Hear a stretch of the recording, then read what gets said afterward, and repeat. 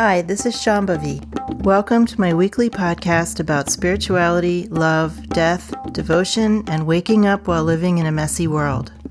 The Satsang with Shambhavi podcast is recorded live each week with students of our nonprofit community, Jayakula.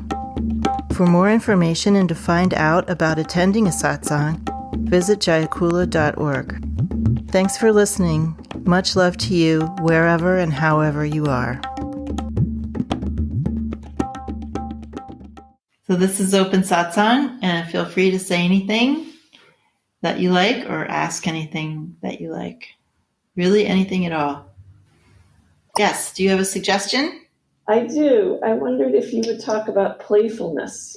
One of the things that we've been noticing over here, it's a little hard for us to be playful, and we all have a lot of kind of Saturnine influence, all three of us. And it just feels like kind of a heavy time also.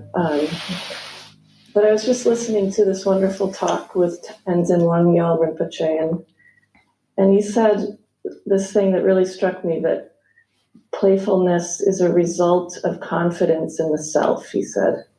Mm-hmm. And I guess, you can't fake that. You can't just fake being playful. We've been trying over here, but how's that going? Well, everyone's very cheerful and agreeable, but we've just been having a little bit of a hard time being actually playful. So even though you can't fake having confidence in the self and becoming playful as a result, the way that you become confident in the self is by perceiving the self.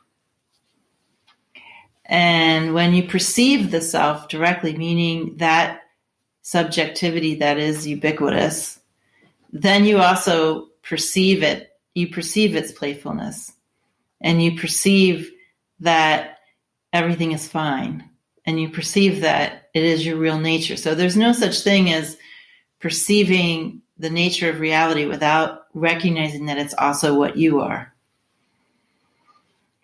And one of the things that we must do in order to subtleize our senses is open our channels, open our subtle channels. And there's definitely many things you can do to facilitate that. The video that I posted both on Facebook and on Slack, that Kung Fu Qigong video, has a lot of hopping up and down type of movement and vigorous shaking kind of movement. And there's it's a thing in Qigong called shaking the channels. So doing that could possibly induce more playfulness. Being still, right now, most of us are being more still than we are when there isn't a pandemic. And this is a problem for playfulness. Even if we do more exercise, I know, which I've been doing more sort of video exercise watching and following, it really doesn't substitute for getting out and about and just having more movement in our day generally. And that induces stagnation in the channels, which causes heaviness and lack of playfulness, and could cause depression too, or a feeling of sluggishness, discomfort, and ultimately isn't really good for our health either. So we should do more vigorous activity, but not necessarily activity that is super structured. So for instance, weightlifting is vigorous activity, but it's very, very structured. I would suggest incorporating some unstructured movement, for instance, into your asana practice, or just several times a day doing unstructured movement, jumping up and down, hopping around, dancing, anything that you can do to invigorate. And that will help be more playful. That's great. Thanks. You're welcome. Would you like to say anything or ask anything? Let's see. I just You know what? Yesterday was one of those days where it was the first time I really felt extremely bored because I did the whole like information overload and then entertainment overload and then spiritual everything overload. And then yesterday I was like, I was so bored. I just didn't want to do anything. So I was like, all right, maybe I can sit and not do anything. And then I was like, well, that's boring too. So I didn't know how to process yesterday. Well, boredom, interestingly enough, is a state of energy under tension. So it's when energy is not flowing freely. And, the feeling, if you think about it, the feeling of boredom inside is more like this.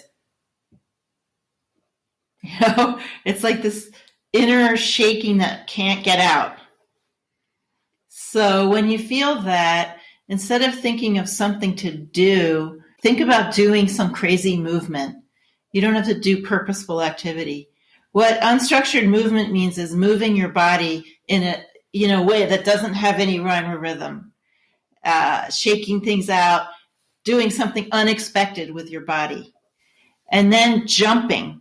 So jumping is really great for getting the channels moving, and there's all kinds of other things that we can do to help that. And that will allow you to just enjoy more doing less, because the energy will be moving more freely and you won't have that feeling like,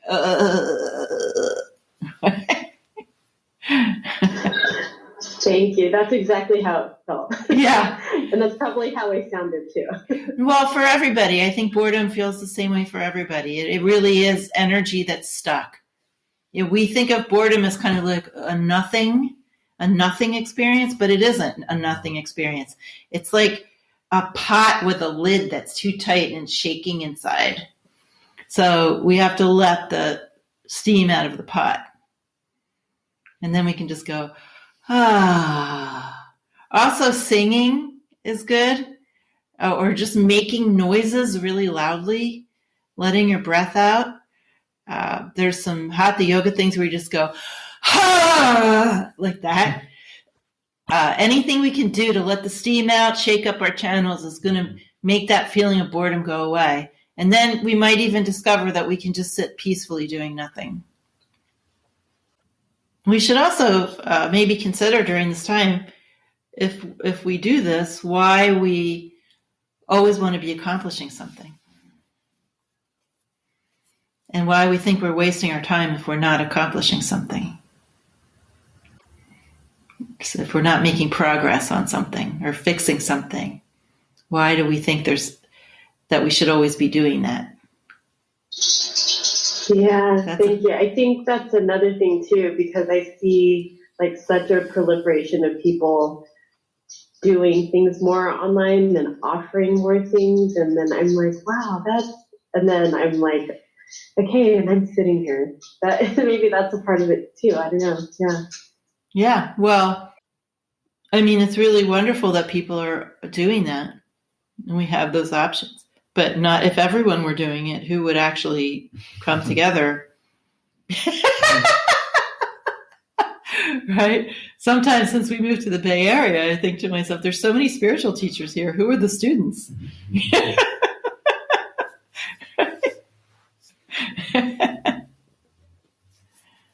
there anybody left to be a student?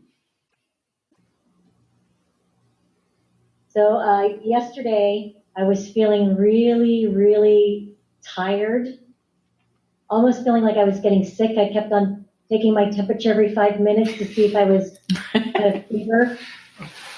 But I had tons of work that I needed to do. But because of this practice, I realized that what I really needed to do was to take care of myself and to rest. So that's what I did in the middle of the day. I took a nap, and then I went home, went to bed like at 8:30 and slept. I felt so much better today. That's great. Getting enough sleep is key. I remember you talking about that, and I thought, yeah, Shambhavi gave me permission to do that. So. Yes, and it's a rare thing too, so take advantage of it. Those who know me know that this is actually pretty unprecedented. Me telling people to sleep more.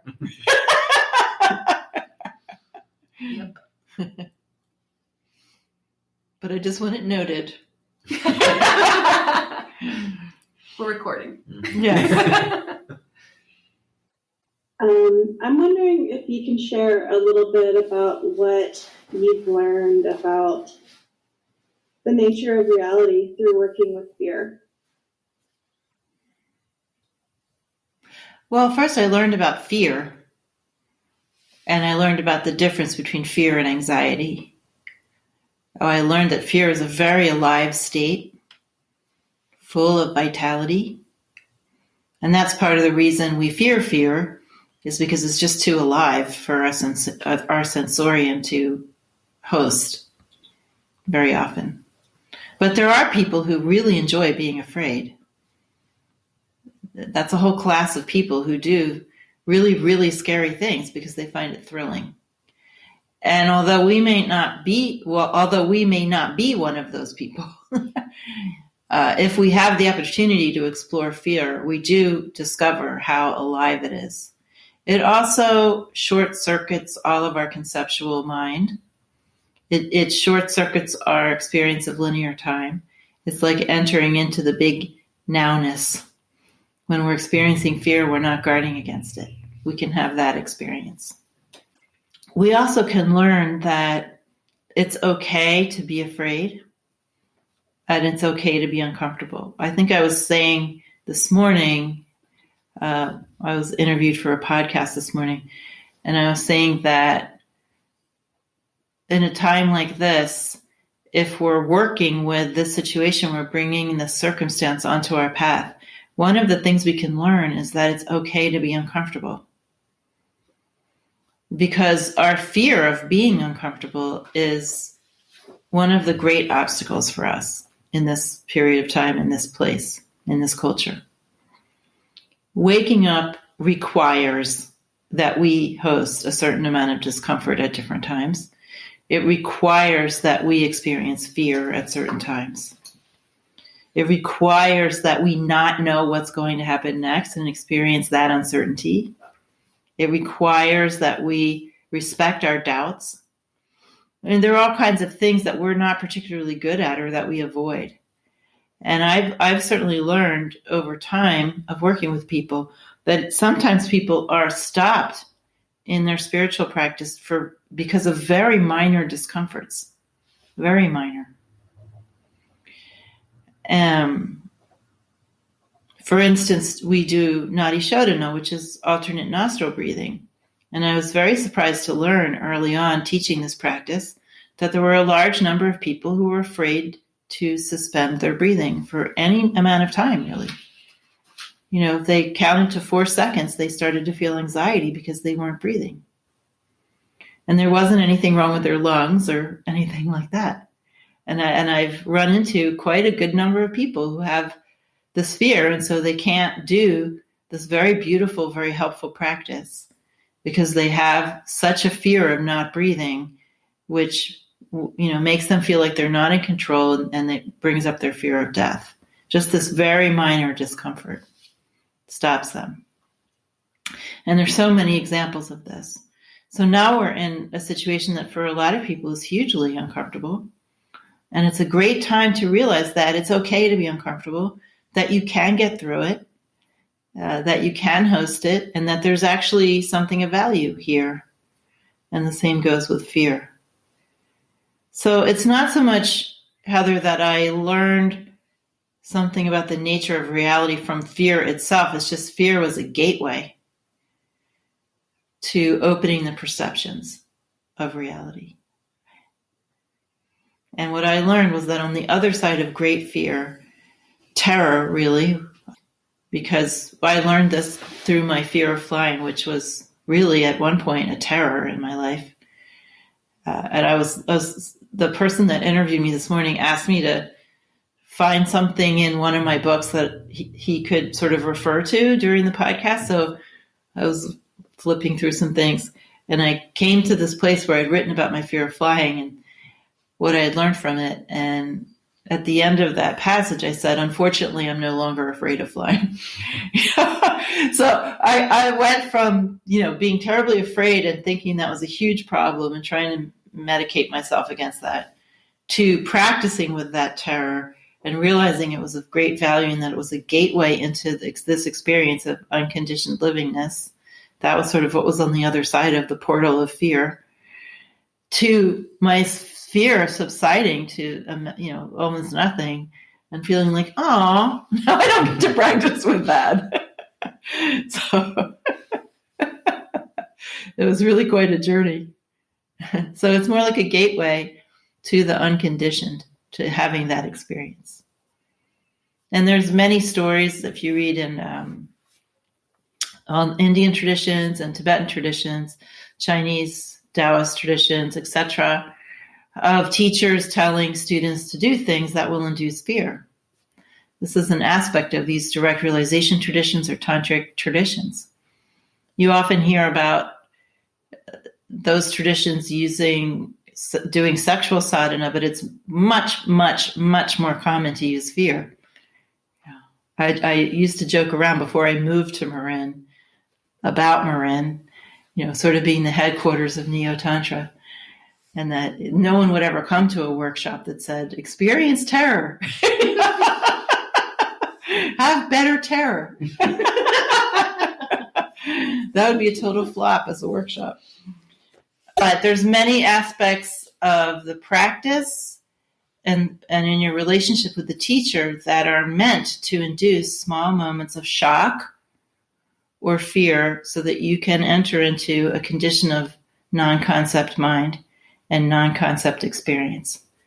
And then these are very deliberate things. There's like specific mantras, and the whole way that a teacher will relate to students in these traditions will have, if a student's able to host them, will have moments where there's some shock that the teacher delivers or that the practice delivers. And then, so those are small things that are just kind of built into the teaching style or into the sadhanas that we do in a general way. But then there are also other practices that are called left-handed practices that are to induce great fear, which are not given to very many students. Things like, these were some of the things I was told to do. Go out in the woods where there's wild animals and do meditation, to get buried underground in graves, to jump off of high walls into very, very small little things that with people's hands being held like this. So lots of things come up when you do those things. And it's very interesting. There's actually some good result from doing those things if you're the kind of practitioner that can go there. But not everyone does that, and it's not necessary either. So fear is something that we practice with if we have that capacity. Thank you. Mm-hmm.